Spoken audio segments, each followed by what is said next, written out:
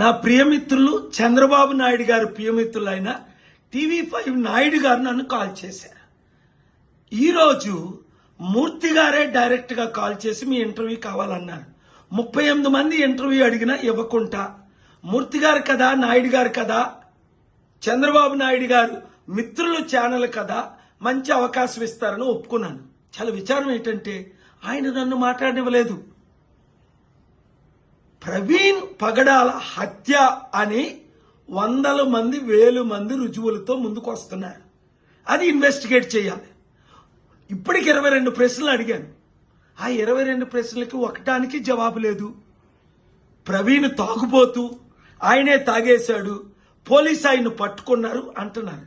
మరి చట్ట ప్రకారం పోలీసు పట్టుకున్నప్పుడు ఏం చేయాలి? ఆయన అరెస్ట్ చేయాలి, ఆయనకు ఫైన్ వేయాలి, ఆయన్ని కాపాడాలి, ఆయన్ని తొక్కకుండా మోటార్ సైకిల్ డ్రైవ్ చేయకుండా చూడాలి. మరి పోలీసు అవన్నీ చేయకుండా అక్కడ ఆయన కూర్చోబెట్టి ఆయనకు భోజనం పెట్టారట, లడ్డూలు ఇచ్చారట. ఇదా చంద్రబాబు నాయుడు గారు పోలీసులు చేస్తున్న పని? ఇప్పుడు ఆ పోలీసు కానీ ఆయన అరెస్ట్ చేసి ఉంటే ప్రవీణ్ యాక్సిడెంట్ అవ్వకుండా ఉండు కదా. ఇది యాక్సిడెంట్ కాదు, ఇది హత్యే. ఇలాంటి ప్రశ్నలు ఎన్నో ఉన్నాయి. నేను సుప్రీంకోర్టులో వేస్తాను, ఏపీ హైకోర్టులో అడుగుతాను, లేదంటే ఇంటర్నేషనల్ క్రిమినల్ కోర్టులో రేజ్ చేస్తాను, సిబిఐ నుంచి FBI వరకు ఇన్వెస్టిగేట్ చేయిస్తాను.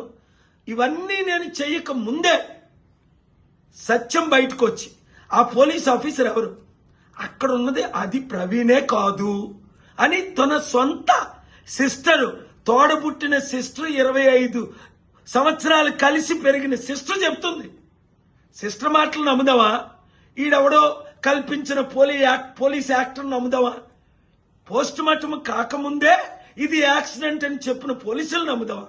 అందుకే ఎవడు పోలీసులు నమ్మట్లేదు, మంచి పోలీసులు ఉన్నప్పటికీ.